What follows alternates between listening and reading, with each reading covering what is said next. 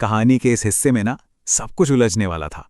एक प्लान जो मुझे लगा कि बिल्कुल परफेक्ट है, एक ऐसा मोड़ और एक सवाल जो सब कुछ बदल के रख देगा। चलिए देखते हैं ये उलझन कैसे शुरू हुई। जब राधिका की आंख खुली ना, तो उसे लगा शायद बस कुछ घंटे ही हुए होंगे। उसे उसे बिल्कुल अंदाजा नहीं था कि उसकी जिंदगी के पूरे 40 घंटे गायब हो चुके थे, और वो इस बात से पूरी तरह अनजान थी। सोचिए, वो उठी और वो अपने ही हॉस्टल के बेड पर थी, एनआईटी राउरकेला में। लेकिन कुछ भी नॉर्मल नहीं लग रहा था। उसे समझ नहीं आ रहा था कि ये कोई सपना है या कोई कोई बहुत ही भद्दा मजाक। दिमाग में बस धुंध थी। जब उसे थोड़ा होश आया तो डर ने उसे जकड़ लिया। शुक्र है उसकी दोस्त आश्लेषा वहीं थी जिसने उसे संभाला। पर उसे क्या पता था कि असली तूफान तो अभी बाकी था। तो मैंने उसे कॉलेज के बाहर एक रेस्टोरेंट में बुलाया था, एक ब्रंच मीटिंग। मैं उसका इंतजार कर रहा था। हमारे बीच एक टेबल थी और हजारों सवाल जो पूछे नहीं गए थे। जब वो आई तो उसकी आंखों में एक अजीब सी हैरानी थी और खामोशी। ऐसा लग रहा था जैसे वो मुझे पहचान तो रही है पर यकीन नहीं कर पा रही। मैंने मुस्कुराकर उसे बैठने को कहा, पर मेरी वो मुस्कान हमारे बीच जो एक खाई बन चुकी थी उसे भर नहीं पा रही थी। देखिए, एक तरफ वो थी एकदम कंफ्यूज्ड, डरी हुई, उसे बस जवाब चाहिए थे, और दूसरी तरफ मैं था, शांत। ऐसा लग रहा था जैसे मैंने ही ये सारी बिसात बिछाई हो और मेरे कंट्रोल में सब कुछ है। और जैसे ही वो बैठी, सवालों का एक तूफान सा आ गया। क्या तुमने मुझे 40 घंटों के लिए ड्रग दिया था? तुम खुद को इस खतरे में क्यों डाल रहे हो? उसकी आवाज में गुस्सा तो था, लेकिन उस गुस्से के पीछे मेरे लिए एक गहरी फिक्र भी थी जो मैं साफ देख सकता था। वो बस जानना चाहती थी कि इन 40 घंटों में हुआ क्या। मैंने उसे शांत करने की कोशिश की, पर वो बहुत बेचैन थी। तब मुझे लगा कि अब सच बताने का वक्त आ गया है। मैंने कहा, ठीक है, चलो फिर एक तेज फ्लैशबैक में चलते हैं।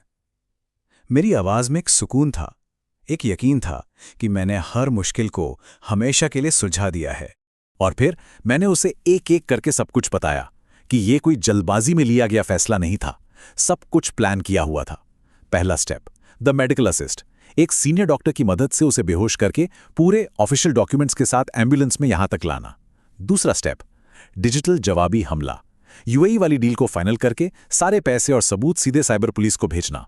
तीसरा स्टेप, एक घोस्ट बनाना, मतलब एक नकली पहचान और आईपी एड्रेस का इस्तेमाल करना ताकि सारी ऑनलाइन ट्रैकिंग एक गलत इंसान की तरफ जाए। और आखिरी और सबसे जरूरी कदम, हर निशान मिटाना, फ्लैट खाली करना, सारा सामान बेचना और संपर्क का हर एक रास्ता बंद कर। इस पूरे प्लान का जो सबसे जरूरी हिस्सा था ना, वो था कट ऑल दी एंड्स। इसका सीधा सा मतलब है कि किसी भी इंसान को उसके अतीत से पूरी तरह से काट देना, उसके सारे फिजिकल, डिजिटल और पर्सनल कनेक्शन खत्म कर देना, ताकि कोई भी कभी भी उस तक पहुंच ना सके। यह हमारी सेफ्टी के लिए आखिरी दीवार थी। मैंने अपनी बात खत्म की और मुझे पूरा यकीन था कि मैंने सब कुछ ठीक कर दिया है। मैंने कहा, और अब हम यहां हैं, अपनी पुरानी जिंदगी फिर से शुरू कर रहे हैं। राधिका, तुम्हें बहुत कुछ कैचअप करना है। मुझे लगा बस अब सब नॉर्मल हो जाएगा, हम अपनी पुरानी जिंदगी में लौट जाएंगे। पर मैं कितना गलत था। उसका जवाब एक ऐसा झटका था जिसके लिए मैं बिल्कुल भी तैयार नहीं था। उसने कहा, मैंने कभी नहीं कहा कि मैं एनआईटी राउरकेला वापस आना चाहती हूं। उसके इन शब्दों ने ना मेरी पूरी दुनिया ही हिला दी। मेरा पूरा प्लान, मेरी सारी कोशिशें, सब सब एक पल में बेकार हो गईं। उसने माना कि मैंने जो किया वो बहुत बड़ी बात थी, लेकिन ये वो जिंदगी नहीं थी जो वो चाहती थी। उसकी बस एक ही ख्वाहिश थी, उसे कॉलेज नहीं आना था, उसे अपने मम्मी पापा के पास घर जाना था। मैं उसकी बात की गहराई को समझ ही नहीं पा रहा था।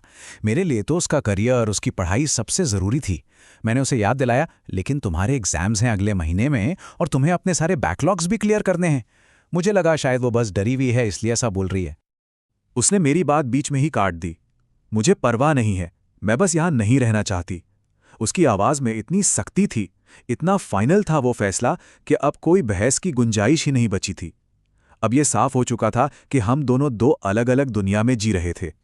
और बस इतना कहकर वो उठी और अपने हॉस्टल की तरफ चली गई। और मैं वहीं बैठा रह गया, एकदम हैरान, परेशान और अकेला।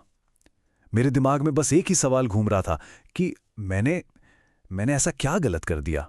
और यहीं पर कहानी एक ऐसे सवाल पर आके रुक जाती है कि कोई बचाव, असल में बचाव कब नहीं होता, जब आप किसी को बचाने के लिए अपनी पूरी दुनिया दांव पर लगा देते हैं और वो आपकी बनाई हुई दुनिया को ही ठुकरा दे, तो आप क्या करते हैं? ये एक ऐसा सवाल था जिसका जवाब शायद किसी के पास नहीं था।